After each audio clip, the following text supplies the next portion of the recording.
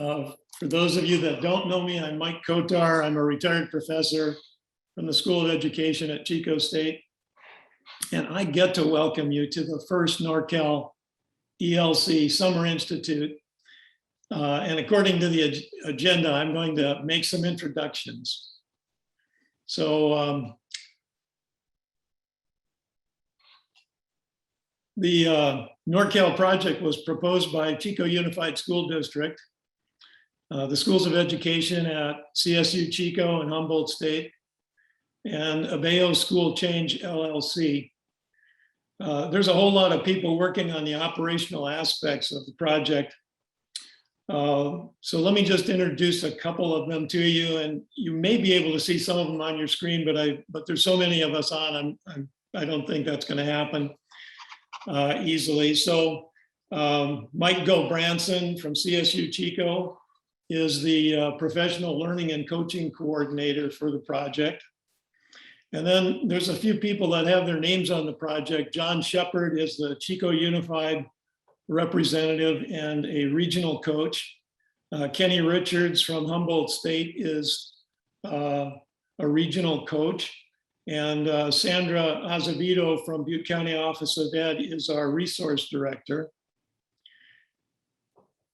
And then we have a few additional coaches that I want to introduce. Kim McKenzie from Shasta County, Alan Carver from Siskiyou County, Colby Smart from Humboldt County, Kendra Tyler with Glenn County, and Jim Southwick with Tehama County. And the purpose for naming all these counties is there are 11 counties in the region, and we have representation from a lot of counties. And on the advisory board, we have representation from every one of the 11 counties.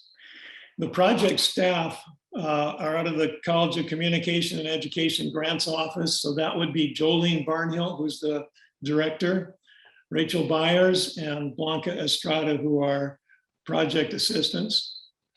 And then Abe School staff, Abe School Change staff are Chris Hoyos, their director, Kevin Schrum, their music guy, Holly Hansen, and Travis Davio.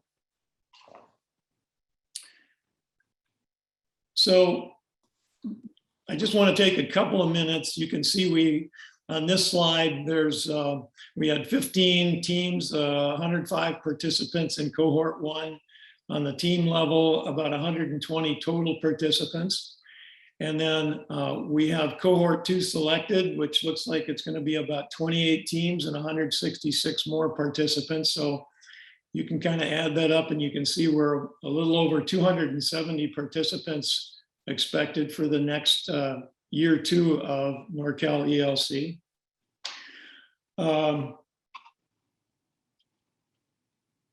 Let me just say a couple of things while this slide is up about the project, a couple of simple things. So NorCal ELC is primarily a professional learning project for school and teacher leaders. It's funded by the state of California through the 21st Century California School Leadership Academies program. It's part of a statewide system. There are 7 regional academies like NorCal ELC around the state. And then there's a project center at UC Berkeley. And then there's every one of you. Every one of you I know has a whole bunch of educational knowledge, skills, and expertise. And I think most of you probably would be willing to share those with others. That's why you're involved with the project. So NorCal ELC is really designed to help you take your expertise to the next level by collaborating with colleagues, those colleagues in your school, district, county, and then across counties with others that are working on the project. You'll be collaborating on resolving local problems of practice with learning structures and supports that are provided by the project. 21 CSLA offers professional learning in 3 strands. And I'm going to use the state terminology on this first one. So the first strand, and this is the primary strand for NorCal ELC, is a community of practice strand. We call those teams.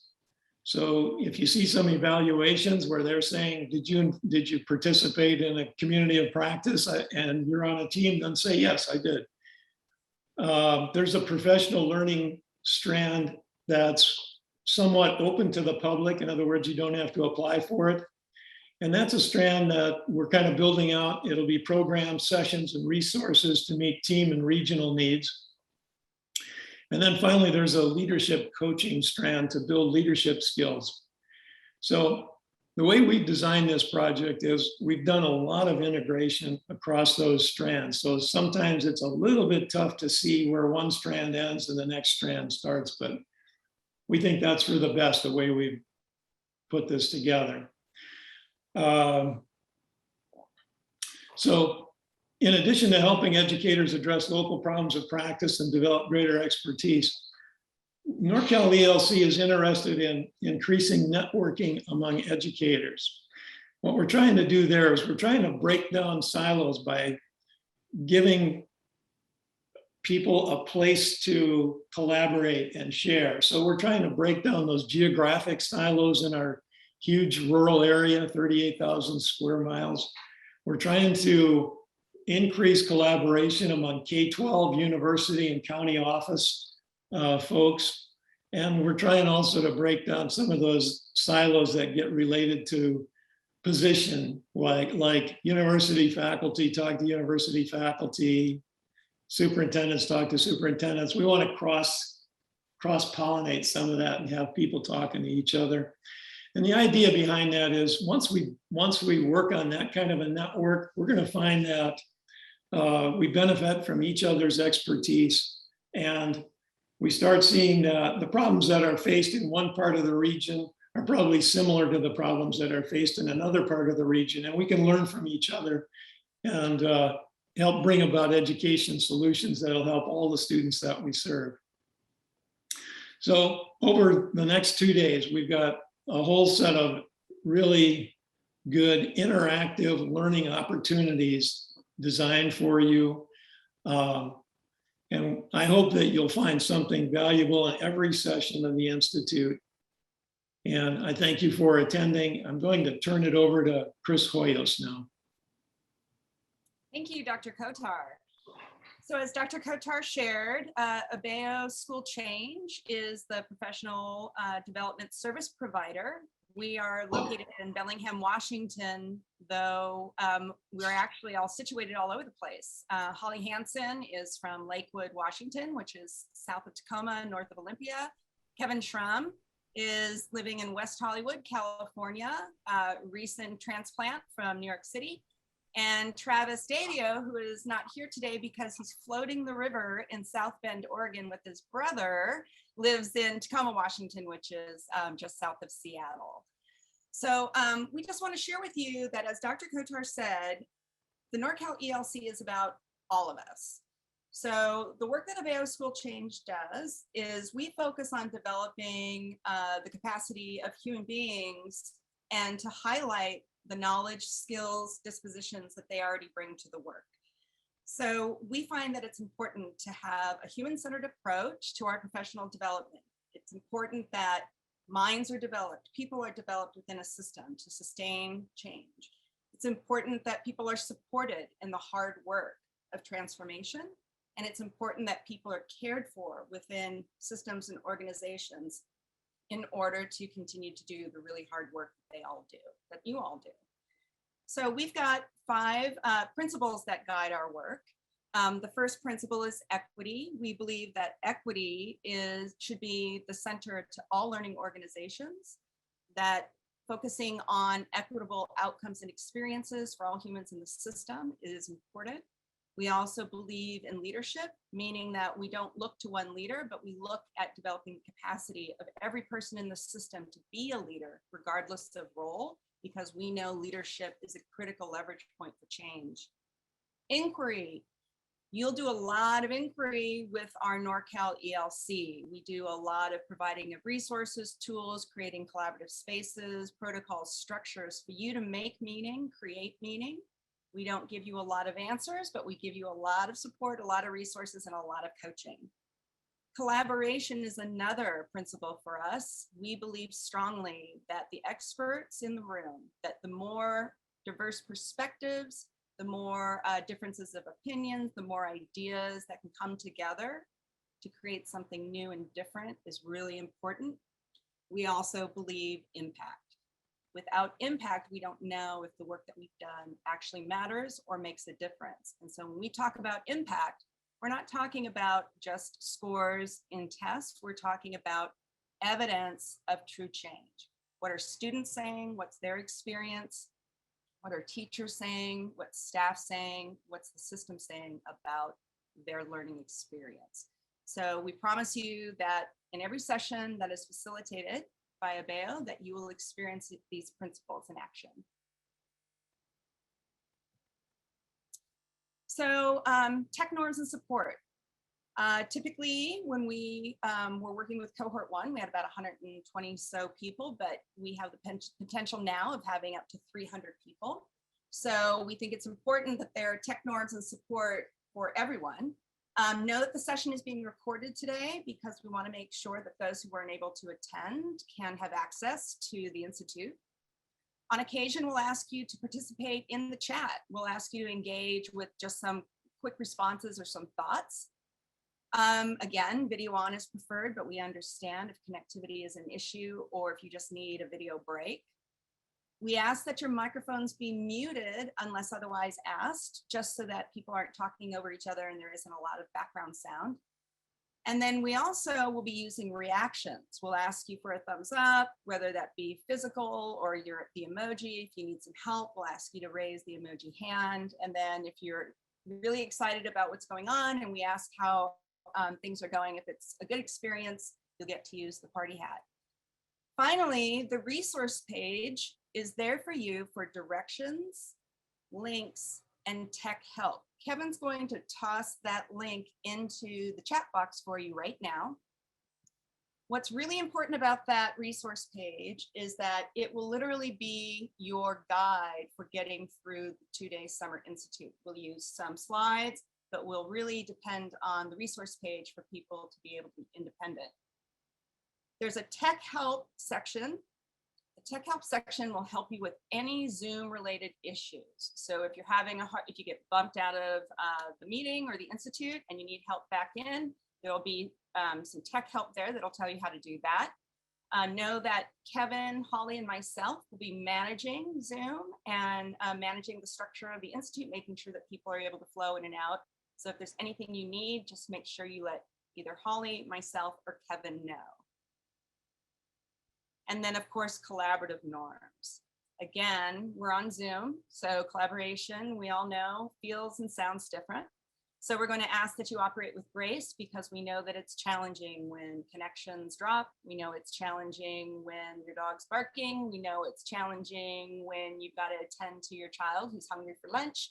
And we know it's challenging when you just need a break.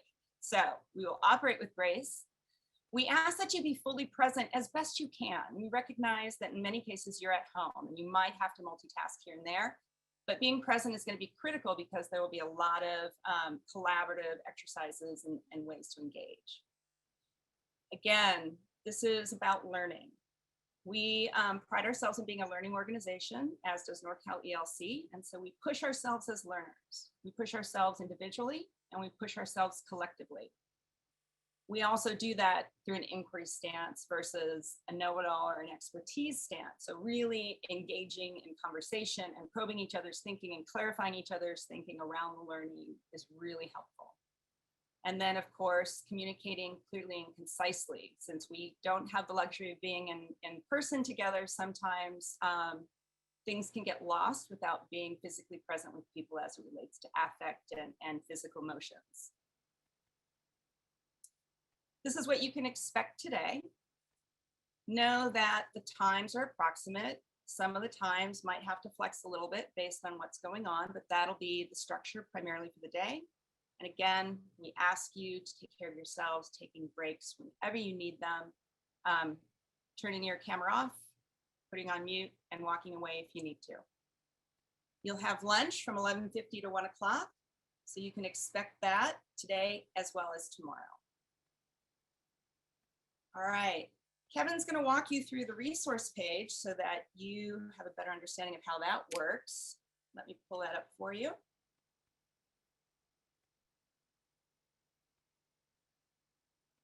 So as Chris said, this resource page is going to be your guide. There is a ton of information that will support the different sessions, support you finding resources, support with any help that you might need. The link is in the chat, so you're able to click on that link and view the resource page. First page, pretty clear and simple, gives you the tentative schedule for day 1 and 2. It also lists our essential question. So as we work these 2 days together and we learn together, the question we're going to be focusing on is, how do leaders develop equitable systems, both technical and adaptive, to address challenges related to social, emotional, and physical health and intellectual growth? So that's a real simple, easy question that should be answered in 2 days and take you into the future and keep on learning. So there's our schedule for our 2 days. Note that you're going to see throughout here cohort 1 and cohort 2. Cohort 1 is the teams that are currently participating in the grant, and then cohort 2 are the new teams that will begin officially today and then extend into the year. Day 1's broken down for you. You'll see the first thing that we're going to get into is a biospace, and we'll get to that in just a moment. Draw your attention to pages 8 and 9 real quick. Pages 8 and 9 is the tech support. One of the operating norms that Chris talked about was operating with grace. And anytime technology is involved, it is super important to operate with grace.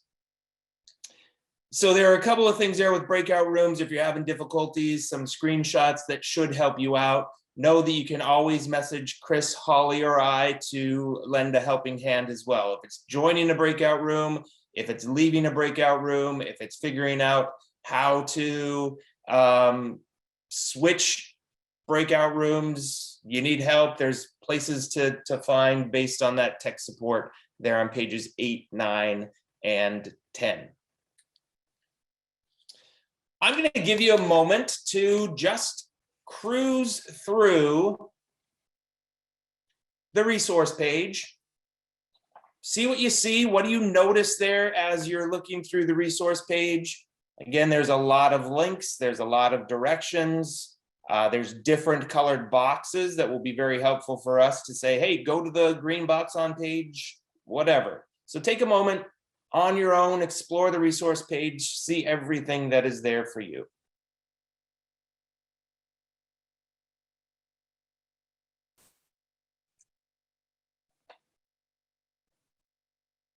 Al mentioned something important in the chat function. If you do not have the most current version of Zoom updated, you most likely will not see that little breakout rooms icon at the bottom of your screen. Stay in the room. They will show up when we open the rooms. And then if it's still not working, we can help you out. That's that operating with grace and patience.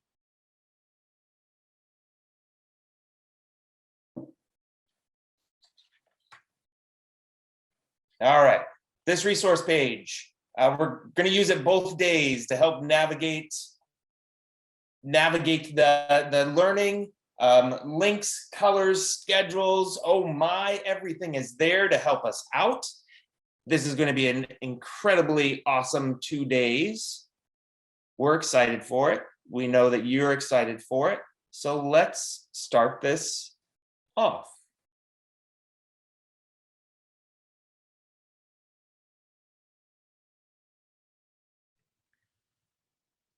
Well, hello, everybody. I'm Holly with Abe School Change.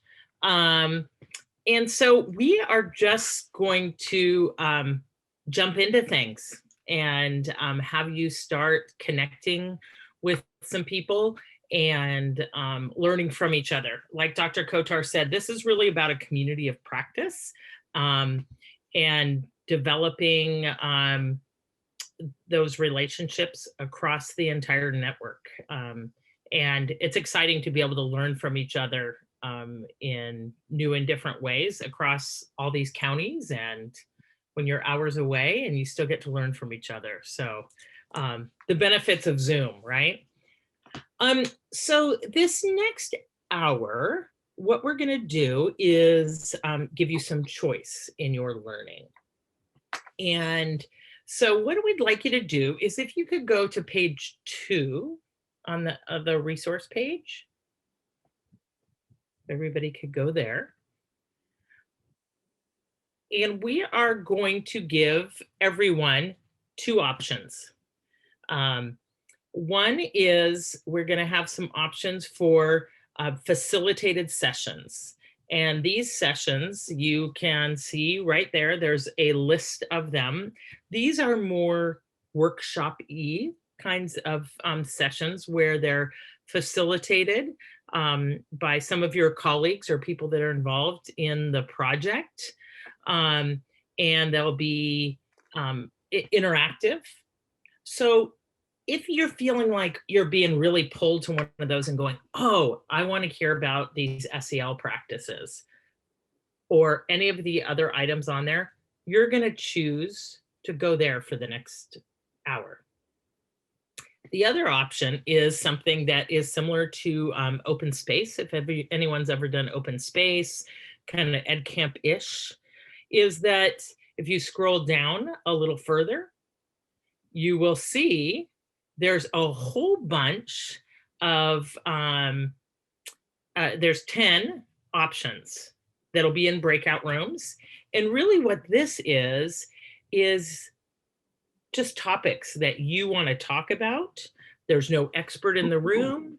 There's nothing pre-planned or anything else. This is really a chance to learn from each other and to share your experiences, throw out a question, and really just talk amongst each other about things that are really relevant to your context.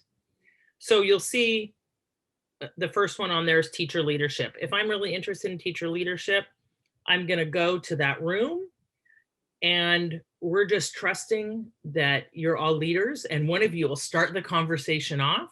Just make sure you're aware of airtime and that people get to talk. And you'll have 25 minutes in that conversation, and then you have the opportunity to switch and go to another one of those open space sessions.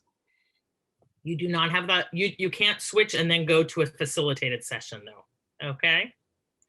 So you'll have the opportunity to switch, or you can stay in that room if you would like.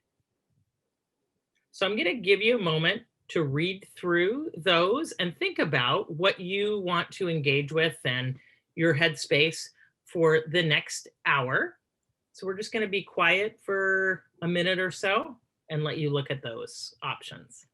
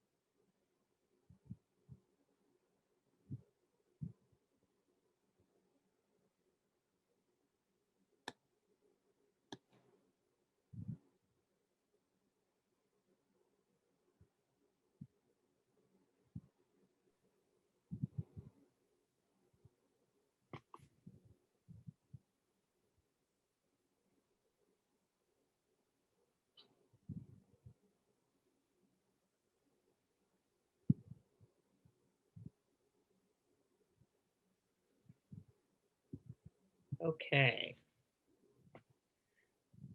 So hopefully you have some ideas of where you'd like to go, what sort of content you'd like to engage with.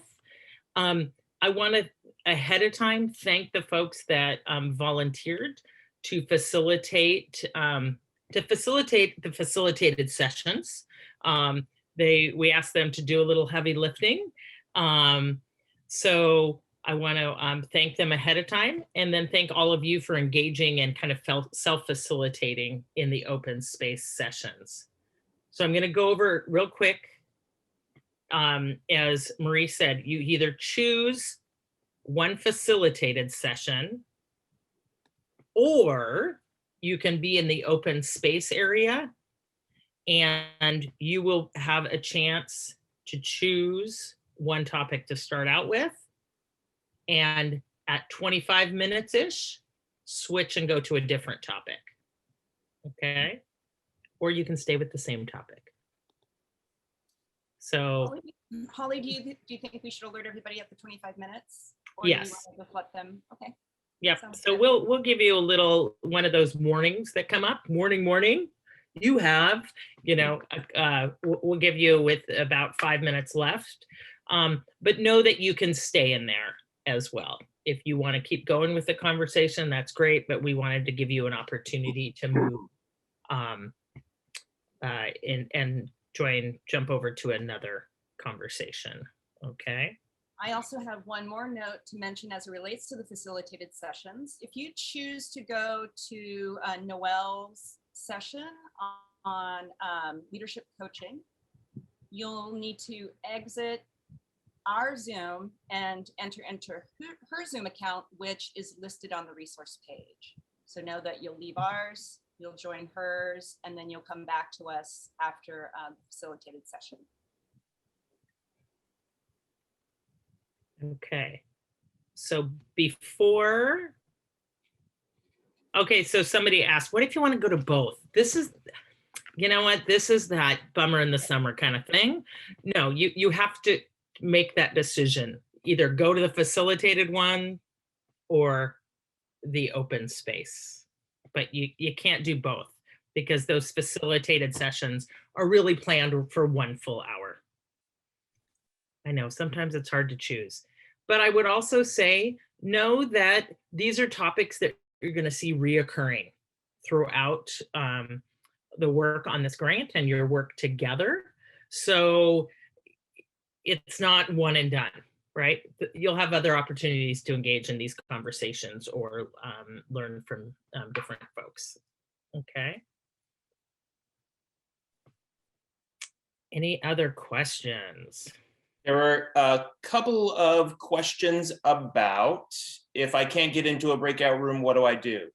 Hang out in this main room and we'll get people to their rooms. They're not going to start automatically. And then Chris, Holly, and I will support you with getting to your room of choice.